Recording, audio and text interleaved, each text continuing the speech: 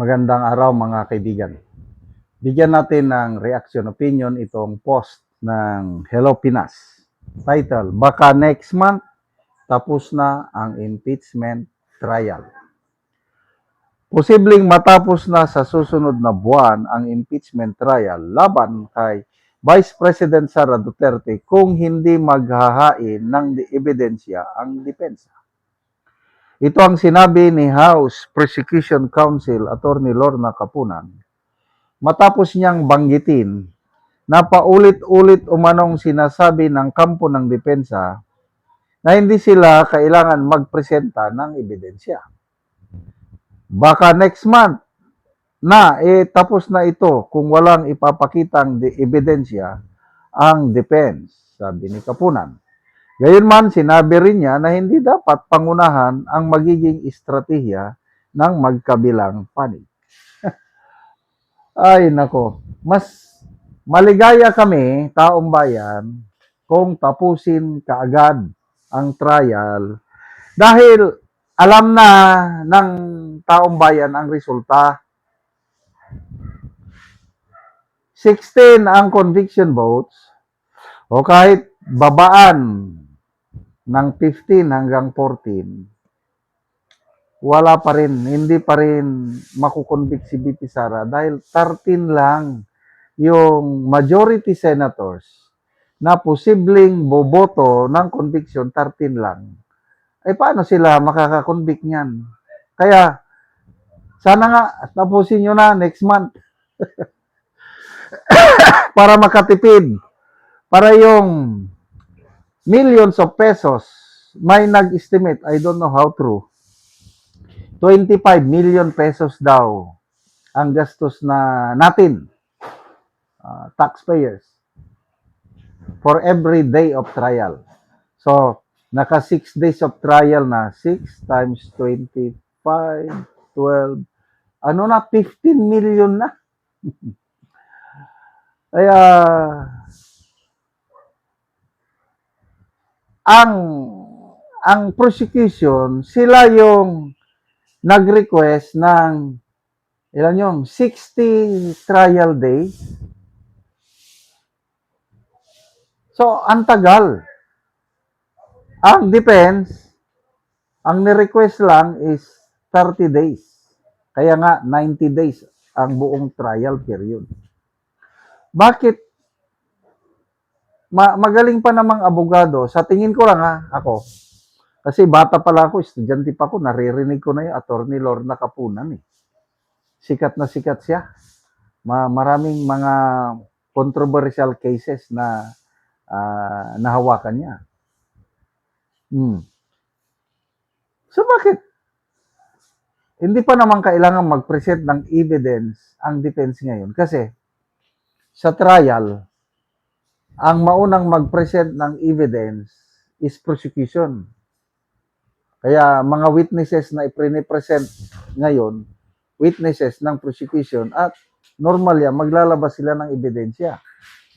Ang gagawin lang ng defense is i-cross-examine ang mga witnesses na present ng prosecution. Ganun lang yun.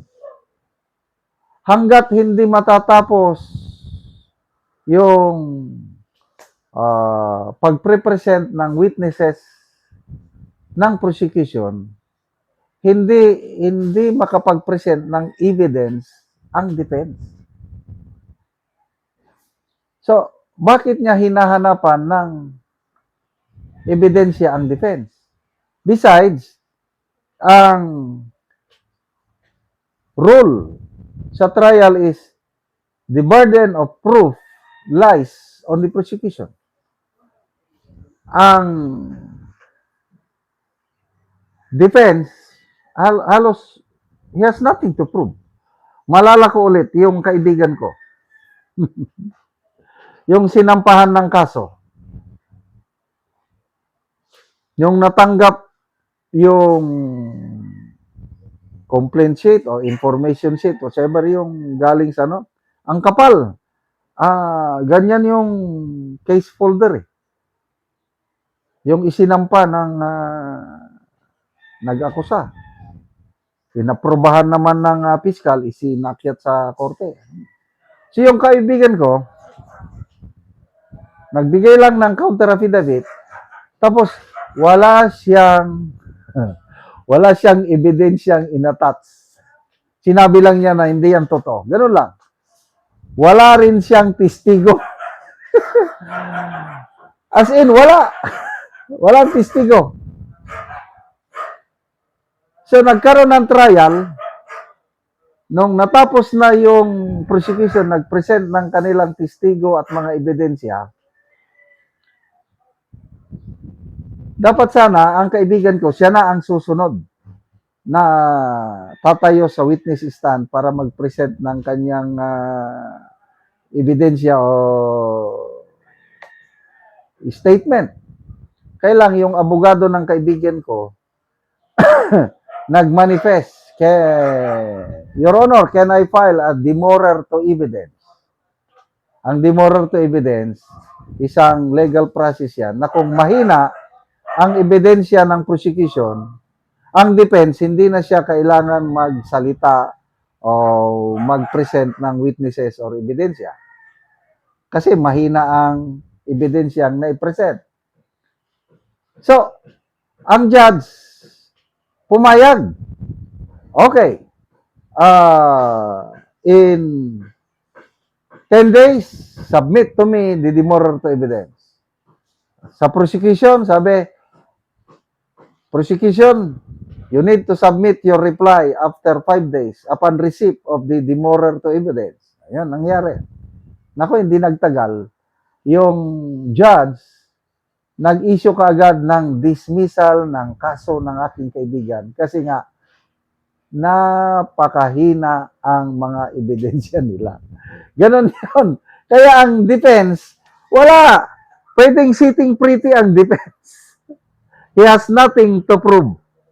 It is the prosecution, yung burden to present proof na may mga nalabag na batas si BP Sara, yung impeachable offenses. Kaya, sige, good luck po, Attorney Lorna Kapunan. Sana matapos na next month ang trial na ito para makasave naman ng millions of pesos na sasayang na kwarta pundo ng taong bayan.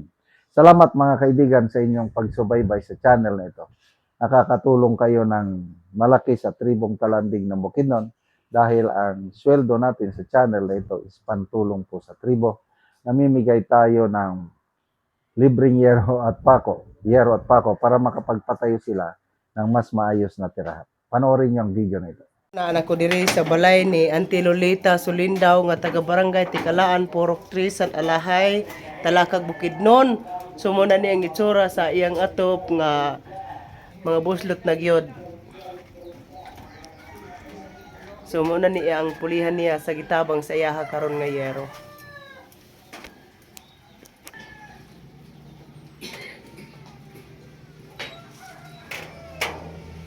Og mo na ni ang itabang nga 5 ka buok nga di 10 kataas nga yero. Di pulis atop ni an.